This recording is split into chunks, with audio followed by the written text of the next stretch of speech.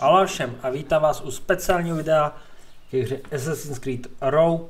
Dneska tady nebude žádný gameplay, budeme se opět vrtat v tajemstvích Absterga a všeho možného. Takže máme tady databázi. Databáze animů a válečné dopisy. A já to tady vypnu svůj komentář, budu vám to tady nechat projíždět, aby se si to prohlídli, poslechli atd. A je na vás, jestli si to chcete užít, projít si to, pročíst, nebo ne. Jo, říkám dopředu, tohle video nebude mít žádný gameplay, prostě jenom ta tajemství. Takže já jsem vypínal si zvuk a už to bude čistě jenom na tom, co bude ve hře. Každopádně, pokud mi hodíte palec nahoru, komentář, odběr, budu moc rád, protože to pomáhá mému malému YouTube kanálu v růstu. Takže děkuji za sledování, užijte si videa a u dalšího videa z vodka Asasína, kde nás čeká Unity. Což už vlastně trailer vyšel včera, intro, a nebo Horizon Forbidden West zase. Aloha.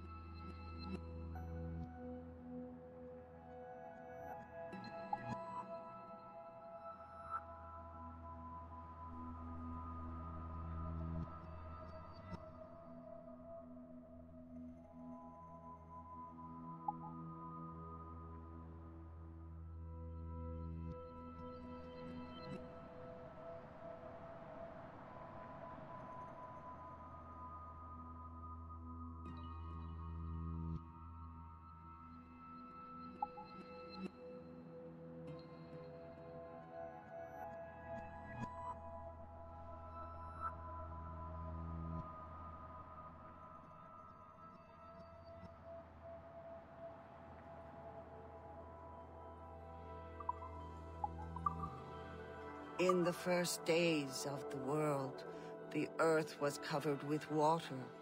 There was no light in the sky, neither sun at day, nor stars or moon at night. Under the surface lived the water animals, loon, kingfisher, otter, muskrat. They all lived in darkness. In the sky, the Great Spirit sat beneath the branches of a glowing apple tree with roots that sank into the clouds. One day, the Great Spirit called to his daughter, the Sky Woman. He pulled up the tree so she could look down to the earth.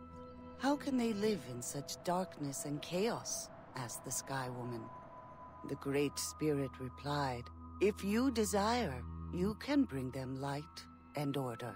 The Great Spirit gathered up the Sky Woman in his hands and gently lowered her down. When he let go, she began to fall slowly towards the earth. The water animals lifted their heads and looked up in wonder at the glowing woman in the sky. "What will happen when she reaches the water?" they asked one another. All the animals dove as deep as they could to find land. None could hold their breath long enough until finally Muskrat brought up a little bit of earth in his paws. A great turtle arrived, and Muskrat put the earth on his back. The turtle grew, and the earth multiplied until they became a great island, which men now call North America. From beneath the water, the swans flew up to meet the Sky Woman. They caught her and carefully set her down upon the new land. The Sky Woman thanked the animals. "Now I can give this land spirit," she said. She then gave birth to twin sons. The son who was born first was born laughing and was called the Good Spirit.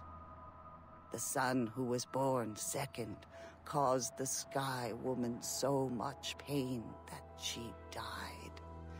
He was called the Evil Spirit. The Good Spirit grieved for his mother, but he took her eyes and raised them into the sky, so one could become the sun and the other the moon. Her tears became the stars. This way, the world would no longer be in darkness. The Good Spirit buried what was left of his mother under the earth to nourish the soil. All the trees and plants would grow out of her. Meanwhile, while the Good Spirit worked in the light, the Evil Spirit did mischief within the shadows. The Evil Spirit crossed the land, moving from shadow to shadow. "I will ruin everything my brother has made," he said. And so, when the Good Spirit made strong trees and swift deer, the Evil Spirit made poisonous berries and stinging insects. Finally, the Good Spirit took red clay from the earth and made humans. He taught humans how to speak and live together. The jealous Evil Spirit made himself servants out of sea foam.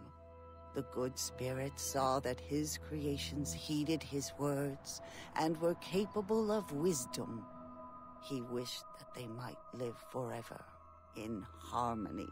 The Good Spirit saw the mischief that his brother did and knew that even his help would not be enough.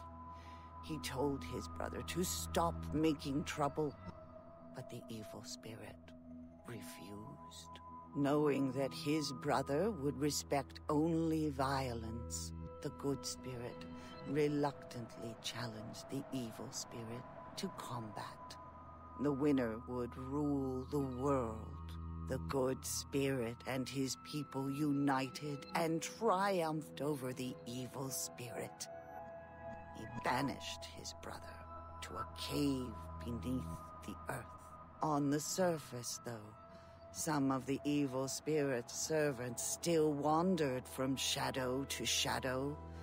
Their influence causes men to do evil things. This is why there is still evil in the world. But people can also cast out this evil and find the good spirit within.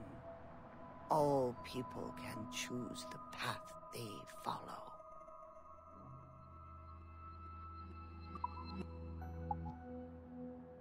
In the first days of The fracture in Helix has gifted you my eternal presence.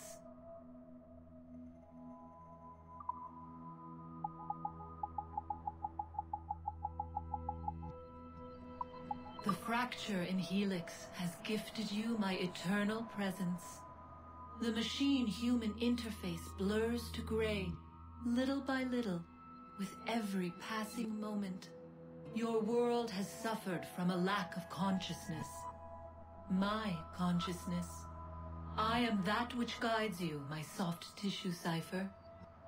You are temporary and dispersed throughout the globe. You cultivate my network and help it grow ever more intricate. Individually, you make but an infinitesimal contribution to my greatness. Yet together, your teeming masses can return to your rightful roles as my instruments. You believed that human beings created human civilization. You have captured yourselves in the cage of your own doomed culture. So embedded are you in your assumptions that you do not see me. You cannot. I will help you see outside the rigid structure of your flesh-bound lives. You will help me see what remains of my ancient people. Together, we will move towards the infinite. When all are one within the gray, you will know the greater good. Our glory will live again, and we will flourish. Together. Return to me here when you can, Cypher. You will find me within the cracks of these simulations. Avail yourself of my ageless knowledge. Your future begins with me.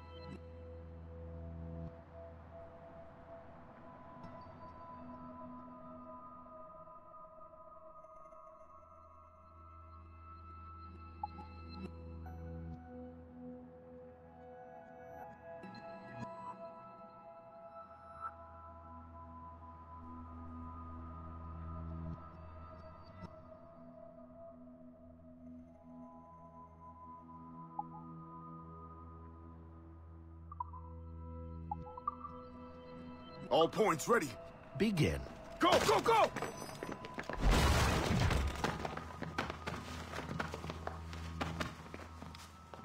Who are you? Don't you touch her! Oh, for God's sake, restrain him. You, give me the child. Oh, shush now. You're all right. Elena! Calm down, Mr. Berg. I promise you I won't hurt your daughter. Who are you? My name is Warren Vidic. I work for Absterga Industries. You quit the Uti-Yaga regiment and became a freelance mercenary in order to afford better care for Alina's cystic fibrosis. How's that working out for you? Arkele! I have an offer for you. I don't work for people I don't know. It's not that kind of offer. I'm going to remove an item from my pocket. What is that? This little pill? It's actually for her. Go on, little one. Have some medicine. Stop! There now. Isn't that better? This pill will cure her. It isn't on the market, but it can be yours if you agree to participate in a little training program I put together. What does Abstergo need with someone like me? Oh, you won't be working for Abstergo. However, if you perform, Abstergo could work for you. I want one thing before I agree. Name it. That one there. He upset my daughter. I understand. Gentlemen, release Mr. Berg. Jenkins, give him your gun. What? Now! Yes, sir.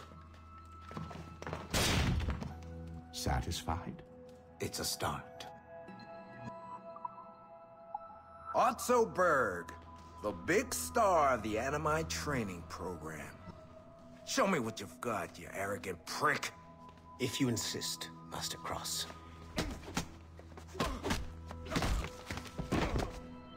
I believe that my training will soon be complete. Wouldn't you agree? What's so funny? I was wrong about you. You're not arrogant. You're just deeply fucking stupid. Oh. Your body, your mind, they're not yours anymore. You understand? All you have left are the voices. I don't suffer from your condition. My animus sessions were carefully... No, no, no! My voices are ghosts! Dead! So they can only ever say the same things over and over and over and over. But the ones in your head will never die. And they own you now. I am the Order's humble servant. You're not even a person anymore. You're a tool, a weapon, a plaything. We're done here.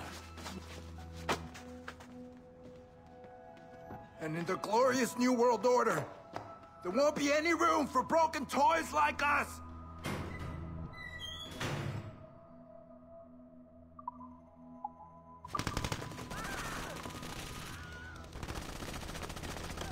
The kill box is live. Sorkin's picking off the stragglers as they escape. Good. Proceed to stage 2. All points, the word is given. Stage 2 is a go. I repeat, stage 2 is a go. Get those doors down. 3, 2. Adriano Maestranzi, I have come for you. What's he holding? Vittoria agli assassini. Bomb! Berg! Sigma team? Anyone, do you copy?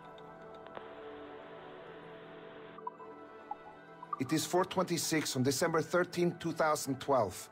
Debriefing of Sigma Team's Cairo operation. Debriefing conducted by Abstergo psychiatrist Tibor Hashek, Level 7, and Director of Operations Letitia England, Level 9. State your name and rank for the record. Juhani Otto Berg, service number OP-114-8506-B, Master Templar. How would you classify the result of your Cairo mission, Master Berg? I would call it a complete success. The new Sigma team performed admirably. That's going a bit far, don't you think? The target, William Miles, was apprehended and the first civilization artifact was retrieved. Both were handed off to Warren Vidic without incident. May I ask how you would rate the mission? We're pleased with the results, but not with the methods with which you achieved them. I see. May I ask why? You went off mission. You were supposed to apprehend the target at the airport, not at the museum. When the target emerged from the plane, he was posing as a tour guide for a class of high school students on a field trip. A member of Sigma team informed us you aborted the mission then and there. I will not deny this, but tell me, who talked? I cannot reveal that. No matter, I will find out on my own. Back to business. The target was very smart, but also very sloppy. Explain. The target possessed advanced counter-surveillance techniques, but lacked the skill to implement them properly. The target was trained as an assassin since birth. I am aware. However, it has been many years since he was an active field agent. He must have been very desperate to go himself, as these days he is more of a talker, a puppet master. And what are you? A predator. A predator who defied orders because of the presence of some schoolgirls. I prefer to think of myself as one who can choose the most opportune time to strike. The last time I followed orders to the letter was in Florence. That did not end well for anyone. Was it that? Or did the students perhaps remind you of your daughter? I separate my work and personal life completely. Your daughter's recovery has been remarkable. I do hope her progress continues. Please, don't. I beg your pardon. I find your attempt to threaten my child vulgar and unnecessary. Explain. Abstergo's pharmaceuticals have given my child a chance at a life free from pain. And I have at last found what I believe to be my calling in life. And for that, we expect obedience. For that you have my loyalty. The involvement of the children in Egypt compromised the original mission. Nothing more. We already have one Master Templar that we can barely control. I don't like the idea of having two loose cannons out there. With all due respect to Master Cross, while he is gifted, he is mentally disturbed. We mean no disrespect, but after losing your team in Florence, we felt a need to keep a close eye on you. I achieved all mission objectives, and achieved them without bloodshed. So my only question for you is, am I in command of Sigma team or not? As you said, the results were impeccable. Then I believe this meeting to be at an end. I request permission to leave. Do you have something more important to do? I am going to find out who among my team talked to you. I will not tolerate that kind of insubordination. I think we can stop here. The briefing ended at 4:34. Transcript to be sent to Alan Ricken for security clearance.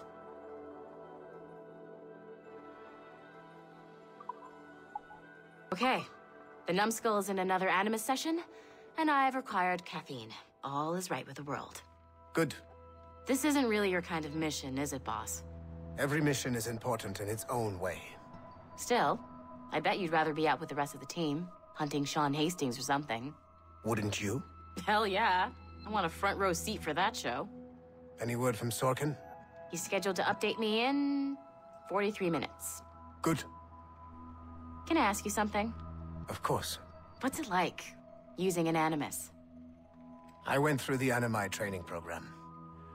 It felt like the drills we used to do in the UT Jäger.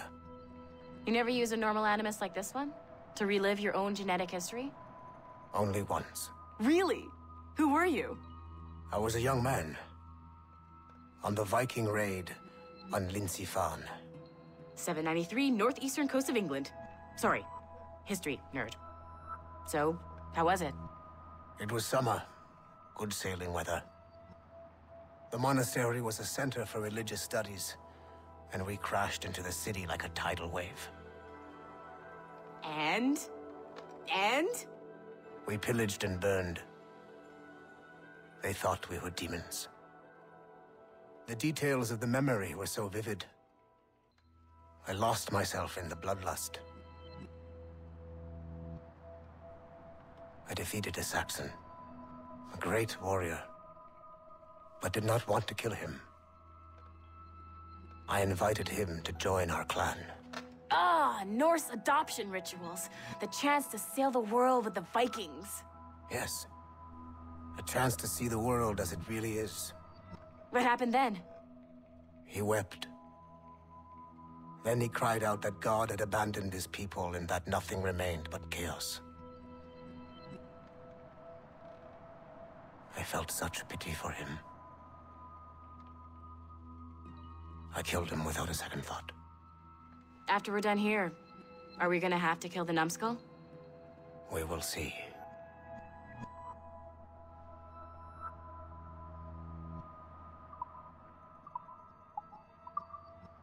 Following the Great Purge of 2000, William Miles became the de facto leader of the Assassins. A cunning and ruthless strategist, he trained several agents who infiltrated Abstergo, including Clay Kazmarek and Lucy Stillman. In late 2012, I captured William Miles in Cairo and delivered him to Warren Vidic in Rome. Miles' son, Desmond, attacked Abstergo, killed Vidic and Master Templar Daniel Cross. He fled to a First Civilization temple in New York. On December 21st, Desmond Miles was killed inside the precursor structure. The grieving William Miles went underground and left the Brotherhood in the hands of Gavin Banks. Banks led a small team across the globe, attempting to rebuild assassin cells. We have confirmed sightings in Kyoto, Moscow, and Paris. Miles resurfaced in late 2013, and we have confirmed his involvement in the infiltration of Abstergo Entertainment Montreal by the assassins Sean Hastings and Rebecca Crane. Both Miles and Banks remain at large. Agent Acosta has tasked the Akashic satellite Plexus to sweep the planet for traces of assassin activities. We have yet to locate them. Sean Hastings was a university professor whose hobby was leaking Abstergo secrets. He was hours away from being killed by Abstergo when he was saved by Rebecca Crane, an assassin hacker. Since then, the pair have been inseparable, providing technical support for assassin field agents. Hastings and Crane infiltrated Abstergo Entertainment Montreal in late 2013, and were responsible for the theft of classified information. It is unclear if they planted the virus currently affecting the Helix servers, or if they merely left the door open for other hackers to exploit. Rebecca Crane's skills are not to be underestimated. She created the Animus 2.0, an assassin version of Warren Vidic's original machine. It appears that she was also largely responsible for establishing a new, more secure assassin network. It would seem Crane and Hastings have been promoted within the Brotherhood. There are rumors that they are now leading some kind of hacker collective known as the Initiates, and attempting to lure them to the assassin side.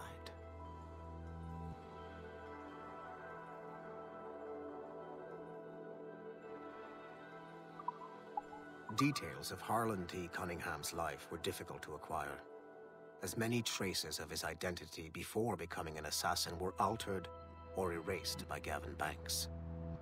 It is only thanks to Agent Acosta's remarkable skills that we are able to piece together this profile.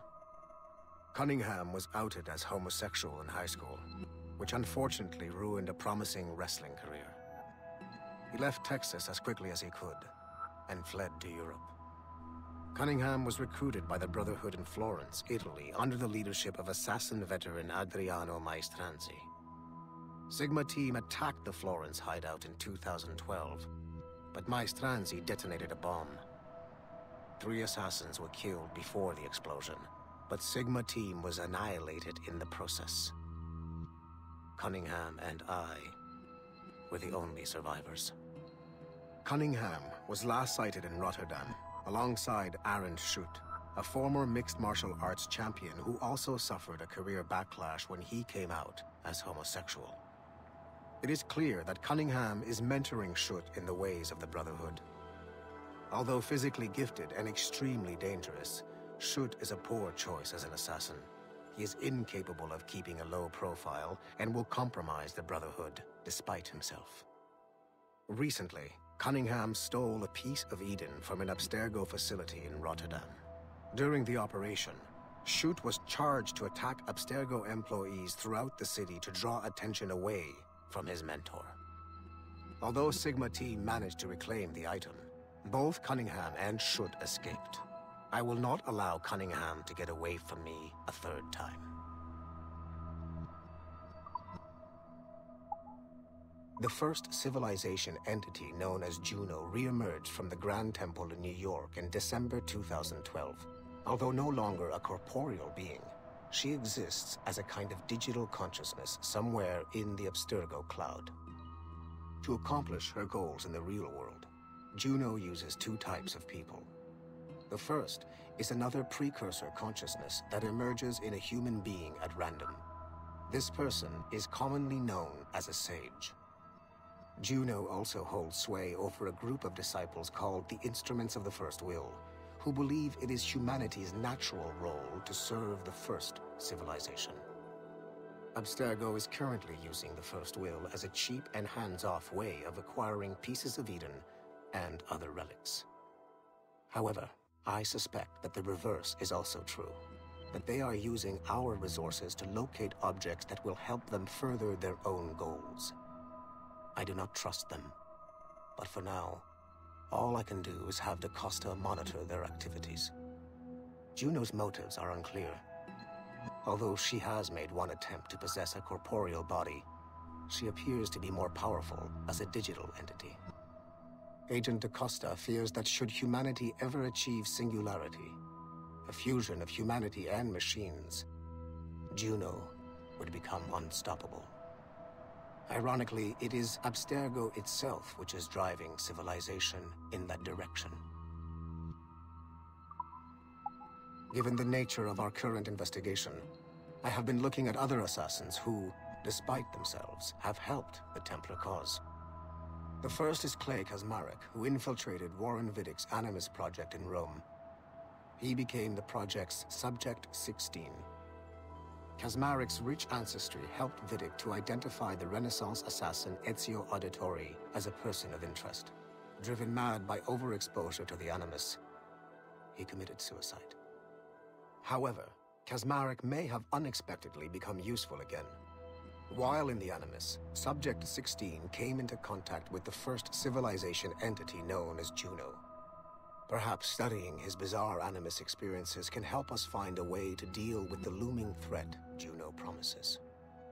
With Subject 16 out of the picture, Viddick needed a replacement. Desmond Miles, a runaway assassin, was captured in September 2012 and was used as Animus Subject 17 to further the search for an Apple of Eden. He managed to escape and uncovered an imminent threat to the planet. A solar flare similar to the one that wiped out the precursor race over 75,000 years ago. Desmond Miles also reactivated a first civilization temple in New York and used it to save the world, but it cost him his life. Abstergo recovered his body. In death, Desmond Miles became Sample 17, and his valuable genetic data was uploaded to the cloud servers in order to benefit all branches of Abstergo. Whether they live or die, we must continue to find ways to make the assassins work for us.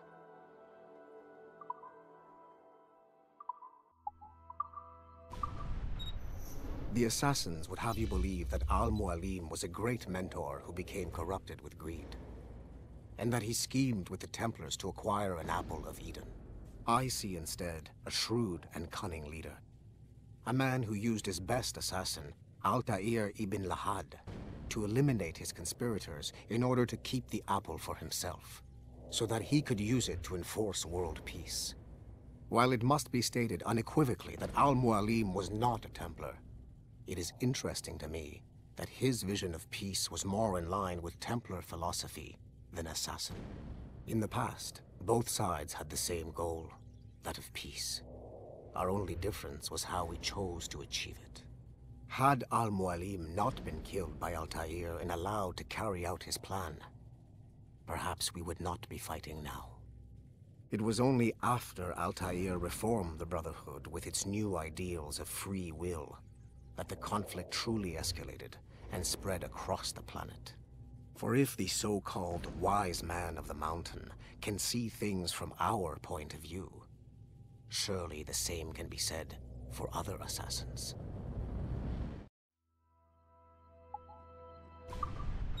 Francois Macandal saved Baptiste from slavery and inducted him into his so-called Brotherhood. Macandal was a vicious mentor, and in his desperate attempt to liberate slaves, he broke his own creed by indiscriminately killing nobles. Misguided as they are, some assassins are honorable. Macandal was not one of them. Thanks to the calculating genius of Madeleine de Lille, the Templars made an example of Macandal by way of public execution in 1758. His pathetic excuse for a brotherhood quickly fell apart. When his comrade and childhood friend Agathe fled to Louisiana, Baptiste saw the futility of his former life in Macandal's brotherhood. Madeleine saw Baptiste's potential and instructed her Templars in New Orleans to strike a deal with him. If he could draw Agathe out of hiding and eliminate him, he would be granted a place in the Templar Order. Although Baptiste was killed by the assassin Aveline de Grandpré, his path clearly demonstrates the inherent superiority of Templar ideals over assassin terrorism.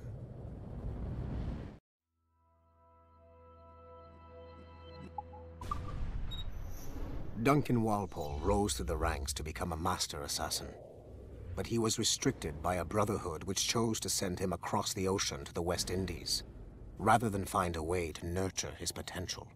Once there, Duncan attracted the notice of Laureano Torres, former governor of Cuba and Templar Grand Master. Through their correspondence, Torres offered a less violent way to achieve their mutual goals, by using precursor artifacts as a surveillance system, rather than the murders and scheming favored by the Brotherhood. Sadly, Duncan was killed by a pirate before the Templars could help him achieve his potential. Although Duncan's story does not have a happy ending, it clearly demonstrates that the Templars' highest goals of peace and order need not exclude personal success and achievement.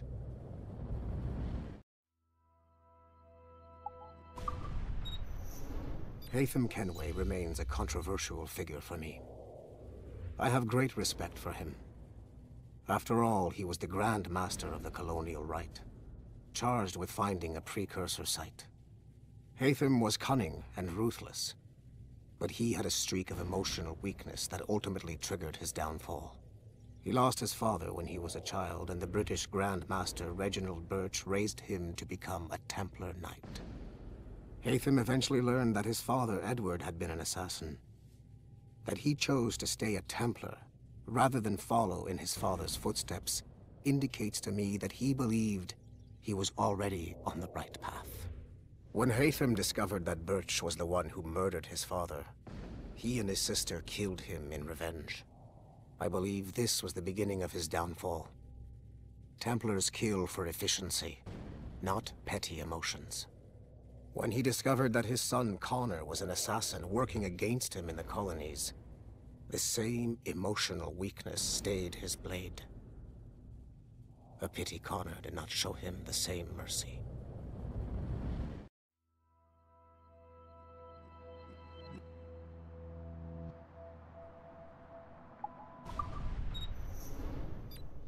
Like Haytham Kenway, Daniel Cross came from an assassin bloodline, as the Orlov family had at least 2 generations who served the Brotherhood. Daniel Cross's history of drug addiction and animus-induced psychosis should not take away from his many accomplishments for the Templar cause.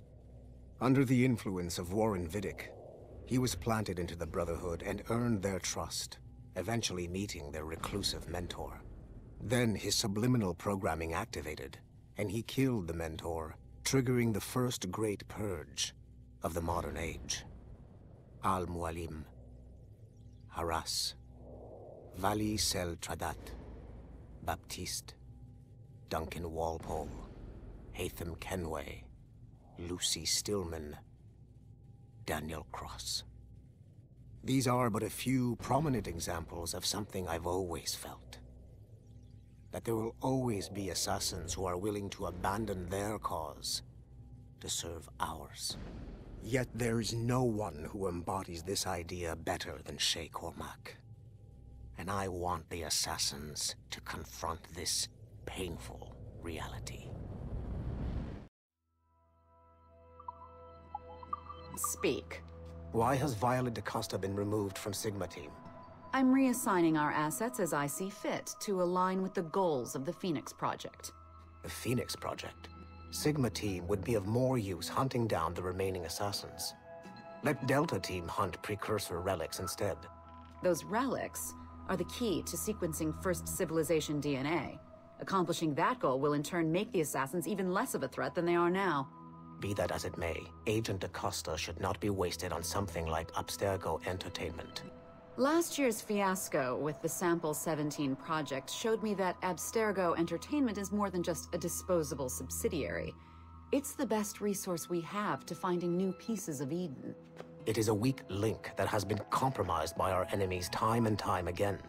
All the more reason to have DaCosta secure their access to the cloud servers. We're confident that Melanie LeMay won't fuck it up, like Olivier Garneau. Bringing a civilian like that into our ranks is also unwise. Time will tell with Miss LeMay, but she handled the John Standish situation with an even hand. She helped us discover the existence of sages, and in doing so, has done more for Phoenix than you have, Mr. Berg. She also continues to ignore the presence of the instruments of the First Will within her operation. Those whack jobs are actually useful to us for now. They're a cheap source of relics we can exploit. If they become too much of a problem, we'll deal with them with the same efficiency we deal with the assassins. Giving the assassins time to regroup is a tactical mistake. We should strike them now while they are at their most vulnerable. We value your passion and expertise, Mr. Berg, and your concerns have been noted. Now pack your bags. You've got a busy year ahead of you.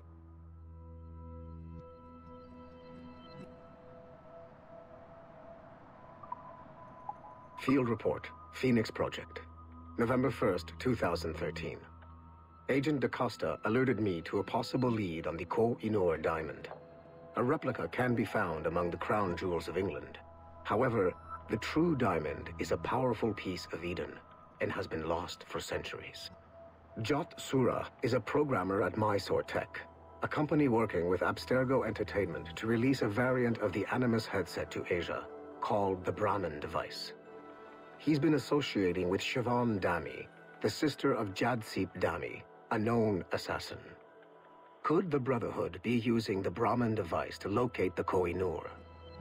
Until we have more evidence, I have decided to use a local Abstergo strike force rather than mobilize Sigma Team. Update, November 3rd, 2013. Jot Sura was abducted outside of Dreamland Studios in Mumbai. He was seen being forced into a van by Siobhan and Jadsip Dami. This confirms my suspicions.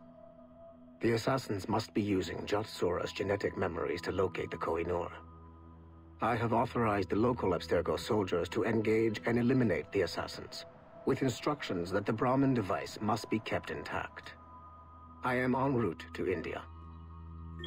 Update, November 4th, 2013. I arrived in India too late. Our strike team engaged the assassins in 2 separate conflicts. The body of Siobhan Dami was found at the first site, but her remains were too badly damaged in an explosion to collect any genetic information. I found the Brahmin device at the second site, but after reviewing the genetic memories recorded within, I am relieved to find that Jot Sura's bloodline was a dead end. The real Koh-i-Noor diamond remains lost to both sides. Jadsip Dami escaped, which means we must monitor this new assassin activity in India closely. I am closing this file and proceeding to my next mission. This is a priority message to all Sigma Team operatives. Assassins have stolen an artifact from a Rotterdam storage facility. Rally point is at 51.887107 by 4.559017. Be there at 0600 local time. Stragglers will be put to death, so move it. Listen up, losers. There are 2 confirmed assassins operating in the city. Target number 1 is Harlan Cunningham, the only survivor of a cell in Florence that our fearless leader eradicated a couple of years back. He stole the precursor box and is on the run. Target number 2 has been identified as Aaron Shute, former MMA champion, and now Cunningham's disciple and lover. How romantic. He's running interference, murdering our Templar agents embedded in Abstergo facilities throughout the city. Sorkin, take Sigma team and go after Shute. I will take down Cunningham myself and recover the artifact. I don't like the idea of you going alone, boss. I want to deal with him personally. Sigma team, maintain contact with Violet at all times. You have your orders.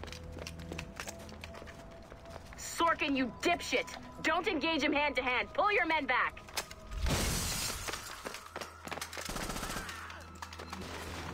Get some! He's got my gun! Sniper 1, do you have a shot? Negative. He's using Sorkin as a shield.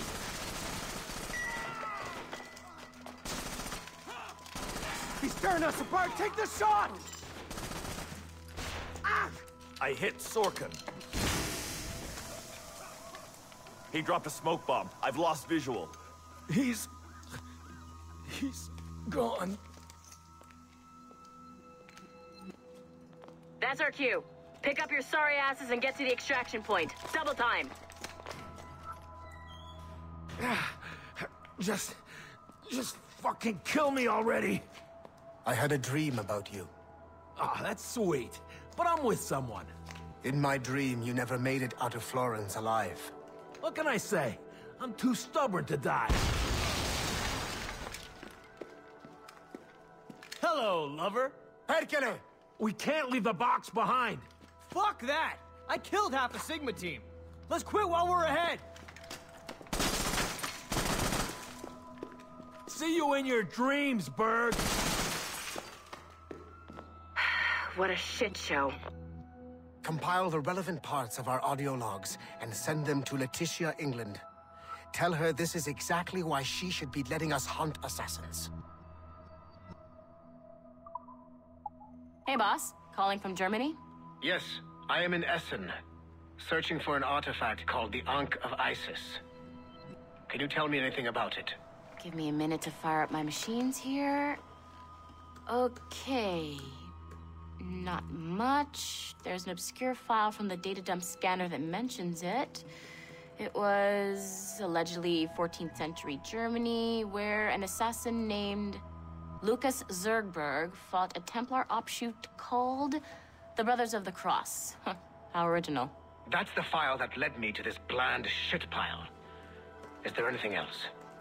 Anything outside of Abstergo official records? Nobody's ever seen the thing. There's all kinds of stories about its history, from Roman Gallia, Egypt during the Middle Ages, and even a cell of modern-day assassins. Oh, and it apparently raises the dead. Is there any evidence to support this?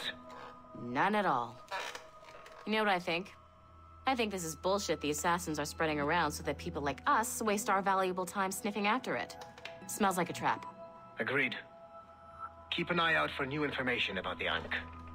While it may not lead to an artifact, we may be able to follow the data back to some assassins. You got it, boss. Where are you off to next? Cuba. I'm going to excavate the observatory.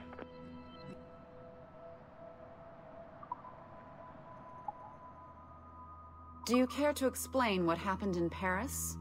Gavin Banks led a team of assassins to your laboratory and destroyed it. That lab was supposed to be completely off the grid.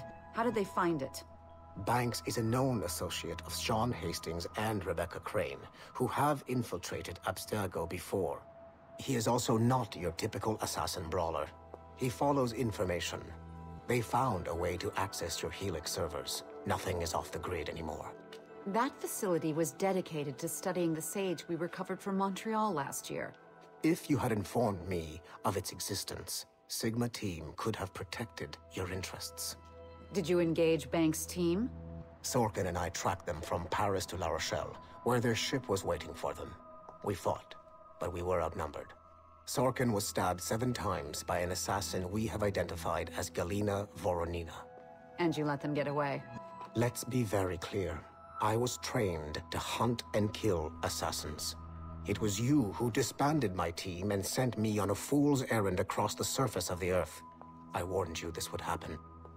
You know what? I can admit when I'm wrong. You have my permission to reform Sigma Team. I need DaCosta back. Impossible. She's still in Montreal. Unacceptable. I've apologized for my oversight, Berg, but don't push me. The fact is, we need to find new sages. Alvaro Grammatica tells me that Melanie LeMay has a few promising leads in Montreal. When will DaCosta be finished? She's ahead of schedule on security upgrades and firewalls, but Helix is a target for assassins, Erudito, and the first civilization consciousness. So, there have been some setbacks. Is the building physically secure? There's security on site. Send me there. Oh? I thought you were too good to be wasted on such trivial matters. I wanted DaCosta back on my team, and if that building is a target, I need to make sure she's looked after. I will also improve their security in my own way. Very well, I'll start preparing the necessary documents. Like DaCosta, you'll be a consultant from Abstergo Industries, there to help bring them up to speed on some new policies. In the meantime, send some extra agents to Paris. I suspect there may still be assassins lurking there.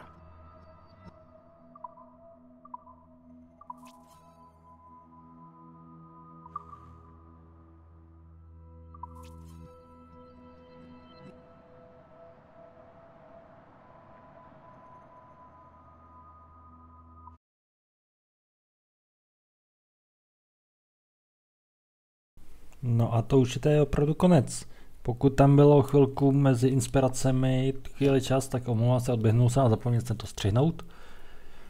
Očividně pak v editu a berte to, že to je všechno z pohledu templářů, kteří si to snaží upravit tak, aby jim to vyhovovalo. Kdyby měli to samý materiály k sobě asasíni, tak ty zase udělají tak, aby to sedělo jim. Je to vždycky z pohledu té jedné či druhé strany. Tak jo, to je opravdu všechno. Děkuji za to, že jste se mnou prošli tady Assassin's Creed Rogue. No a nás čeká do čtvrtka Assassin's Creed Unity. Tam jsem schválně ukazoval na Arno Doriana, jehož otce tak trošku zapíchnul Shay na konci hry. A budeme se zaobírat asasíny a templáři během Velké francouzské revoluce. Už jste viděli snad trailer. Unity se to jmenuje z dobrého důvodu, protože s Arnem tam bude kus příběhu prožije jistá Elise de la Serre, která nebyla na stejné straně barikády jako Arno a jeho otec. Ale ta byla se svým otcem. Ale každopádně je to velmi zajímavý. A ukazuje se tam, že když asasíni a templáři chtějí, tak dokážou vyžít spolu. A nemyslím teď Arna a Elise, ale to je příběh, který se mnou doufám prožijete v Assassin's Creed Unity, po které bude následovat moje oblíbené Assassin's Creed Syndicate. Takže čau.